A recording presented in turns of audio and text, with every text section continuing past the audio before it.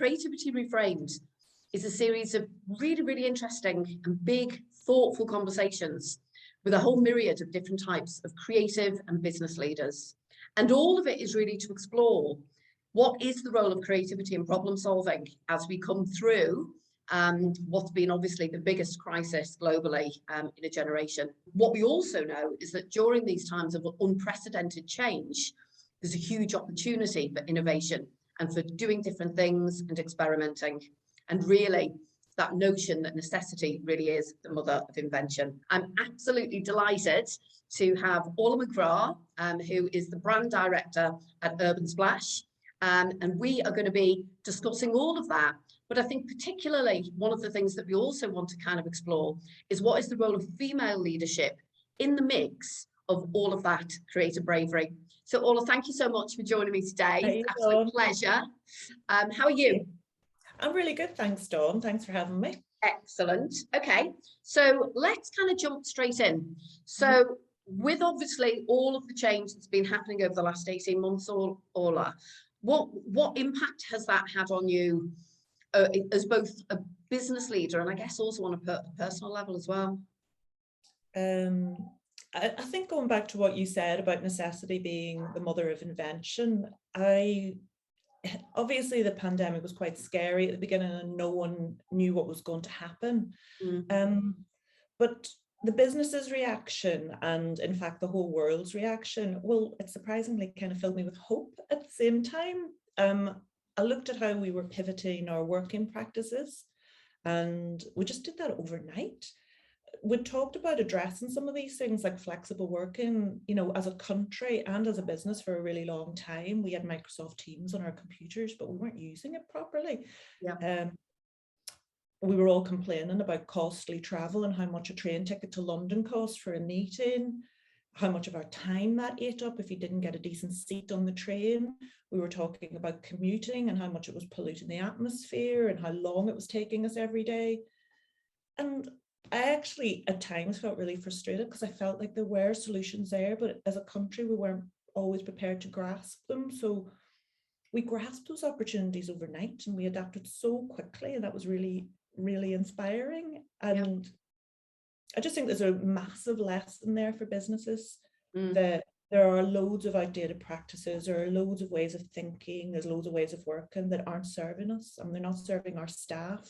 And on a personal level, Orla, how have you tried to kind of manage yourself through all of this? Is that still a work in progress? Still a work in progress. I think it's been really, really challenging, and I think I fared really well for probably the first 6 to 8 months. We were all embracing the change, we were finding new ways of working, and we were hopeful for the future and for coming out of this. I think as it went on and we realized that we weren't going back to the old way of doing things, things became more challenging. And now we're dealing with that sort of tentative opening back up. There are new challenges again. So it has been very challenging, and I think for women probably in particular, with the challenges of childcare and all the other that have been put on us. It's been a really difficult period of time, but we've just got to keep adapting and changing and see what we can take from it, I suppose. And it's really interesting, isn't it? Because you touch on, and we're in it right now actually in the UK, certainly, of almost that constant state of stop-start, of you think things are okay and then they get bad again, and you think things are okay. And it's that kind of massive being able to manage that ambiguity, isn't it? Which I think is such a massive leadership challenge, isn't it? And then, as you say, you layer in some of the massive challenges that women have got in terms of childcare, you know, which employers are enabling flexible working, which ones are going to go back to legacy styles of working. There's that emotional burden that all the women are carrying as well. You know, they call it the emotional labor, isn't it? That where, you know, you're thinking about the family and you're worrying about their education and you're worrying about all, and even with your teams. So I think as a female leader, you're often drawn on more to help with the emotional issues that your team might be having as well, and the things that they want to talk about and struggles that they're having. Yeah, for sure. And then, of course, the other piece, I guess, linked to this as well, is the whole kind of burnout issue, because obviously the beautiful democratization of we're always on and everybody's contactable all the time.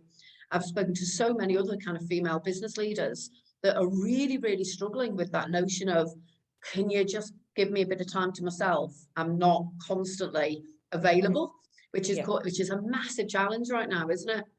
Yeah, and if you're not being constantly available at work, you're available to someone at home, and you're available to your colleagues on a personal level, and and everyone's having these challenges all the time. So it feels like quite a draining situation. I think people are pouring from empty cups everywhere. Yeah. So I guess kind of flowing out of all of that kind of challenge, Orla, kind of curious to understand, how have you been able to kind of harness, kind of double down and use all of that kind of creative bravery that you've got within you to kind of help navigate through all of that? Have there been any kind of things that you've done that have kind of helped you make sense of all the madness? There are two types of creatives, aren't there? There's the creatives who are using creativity and expressive and expressing themselves, and there are creative problem solvers. And I think as a team and personally, I come at everything from a problem solving perspective. So creativity is very, very useful to me in that way, you know, where a lot of people might have wondered how to navigate the last year or year and a half. I'm always searching for solutions and thinking that there might be a better way of doing this. I guess at times that's a little bit exhausting as well, because I'm taking on other people's problems as well. And I can see that within the business, that you might go, oh, as a business, we should be doing this. And you're jumping in and trying to, you know, constantly sort of point everybody in the right direction. And that's just the way creative people are. I think creative people were always well positioned through this to adapt and to embrace change, probably more so than other parts of society, because we were used to just going, I can see a solution to that. I think there's a better way. I think there's a way that we can do that. And are there any kind of specific examples, Orla, where you kind of almost reflect back on the last 18 months and go, oh, well, we did this, which was particularly interesting as almost one of those examples of that problem solving? One example, I think this is really funny in a way, because when we went into lockdown, we realized that we couldn't meet our customers anymore, and we sell property and we sell quite different and modern homes, and people really do need to see a home. It's generally not an online interaction. So we thought, people can't see the homes and we can't see them. What are we going to do? And we were probably one of the very first companies to have a fully online and personalized interactive sales platform up and running. And we won loads of awards for it. And everybody was like, wow, look, you've got this platform up and running in no time at all, with these 360-degree tours of all the homes. And it's really slick and it's interactive. And so every single home we sold through lockdown was initiated through that platform. Brilliant. But that idea came from just sitting in a room with a couple of people going, oh my God, what are we going to do? We can't see our customers. We can't just shut down the business for the next 6 months. And then we were like, hey, we've got this piece of technology over here. And if we repurposed that and just added this in, that would work perfectly. So what appeared to the outside world probably as this expensive whiz bang, new lovely piece of technology was actually something that we repurposed and just got out there overnight. And we won loads of awards for it. But it was actually something that was sitting on the shelf already. And then the $1 million question on that then, Orla, is in whatever our new normal is now that we're moving into, because that's a really great example, isn't it, of that kind of blended physical, digital, some might say digital, it always makes me laugh as a word. Will that particular piece of technology, will that still remain a part of your proposition as we move into the next stage of where the world's moving to? Absolutely. So we found that some people maybe don't want to travel and maybe want to see a little bit before they make that commitment to come in, so we can do it that way. We've sold quite a few homes to people in Hong Kong recently because of them wanting to repatriate to the UK, and we could take them through this more personalised and in-depth experience online as well. It's staying with us. It's a great solution that we probably wouldn't have thought of if it hadn't been for the pandemic. And if we kind of look back to thinking about kind of female leaders and what women have been doing, because obviously it's been well documented that, you know, this has definitely been a defining moment in terms of the role of female leadership. I'm always really interested to hear kind of, is there anyone in particular that stood out to you? I mean, Yeah, it is pretty incredible how female leadership has shown in this pandemic, and it's been beautiful to watch it, actually. And we all know that statistically the countries with the female leaders have fared better, and Yeah. that's not just in terms of the health outcomes, but it is economically as well. Yeah. And we've seen how those things go hand in hand, and people have talked about those things for a long time, how Yeah. happy staff equal more productive staff, but it's like we've always refused to believe it, and how health outcomes and a happier people actually will produce a better economy. 100%.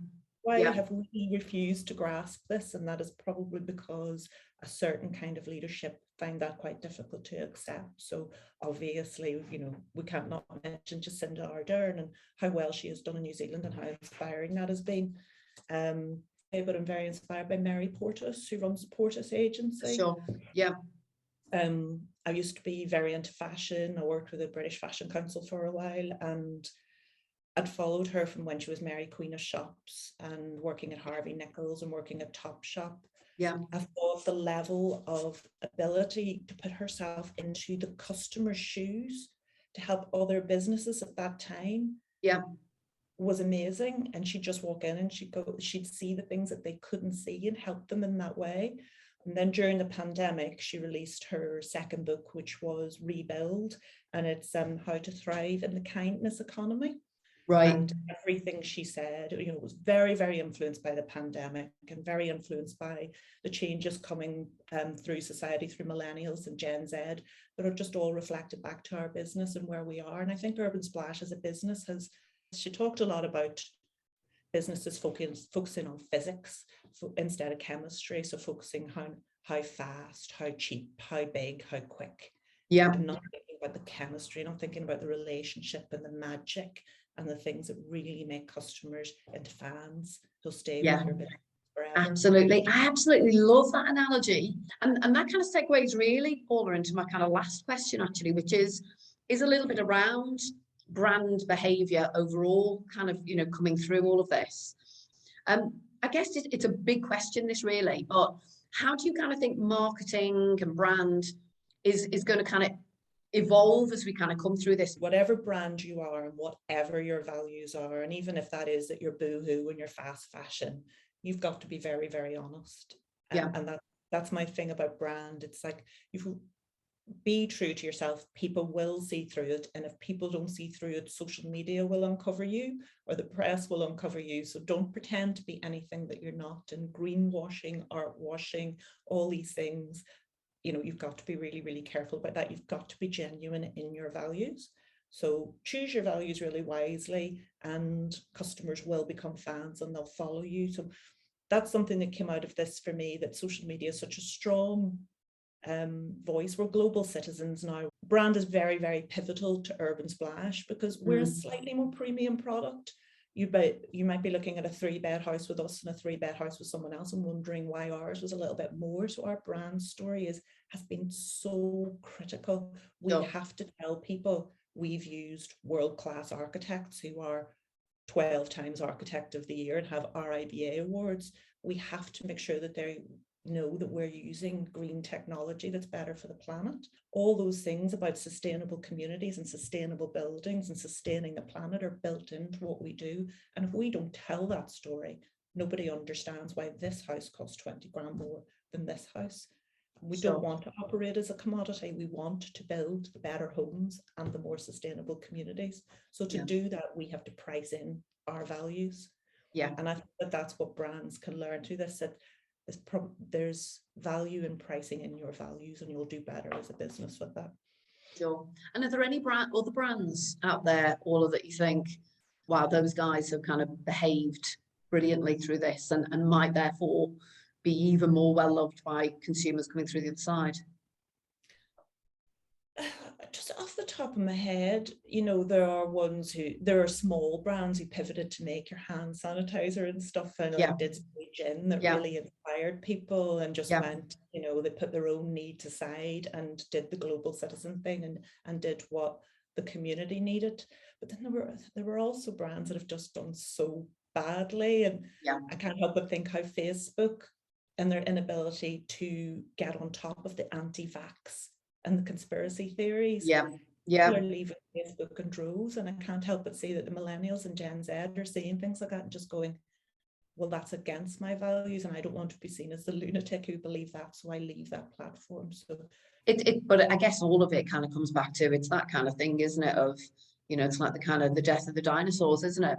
Of, you know, it's the more nimble ones, the agile ones that are able to adapt and almost kind of grow through an experience like this. And I think some of them maybe more legacy organizations are the ones that are going to be the most deeply challenged, I guess, through all of this. Yeah, it'll be a historical case study in years to come. People And will look back and go, my husband's a history teacher, and he keeps on saying to me, we're living through a moment in time.